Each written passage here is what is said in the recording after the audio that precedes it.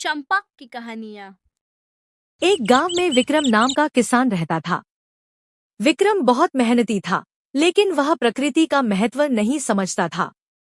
अपने खेत को बड़ा करने के लिए वह आसपास के पेड़ पौधों को बिना सोचे समझे काट देता था। गांव के बुजुर्ग अक्सर उसे समझाते, विक्रम, पेड़ हमारे जीवन के लिए बहुत जरूरी है, इन्हें मत काटो। पेड़ से पैसा नहीं मिलता, खेत से मिलता है। मैं सिर्फ अपनी जमीन बढ़ाना चाहता हूँ।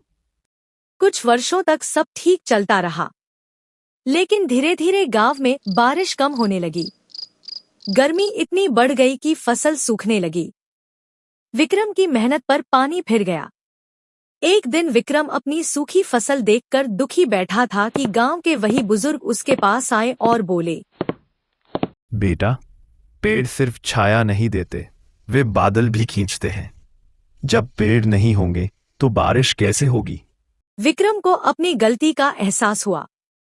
उसे याद आया कि पहले उसके खेत के चारों ओर कितने बड़े बड़े पेड़ थे, जो अब सिर्फ ठूंठ बनकर रह गए थे। उस रात उसने सोचा, अगर मैं आज से सुधार नहीं करूंगा तो आने वाली पीढ़ी प्यास से तड़पेगी।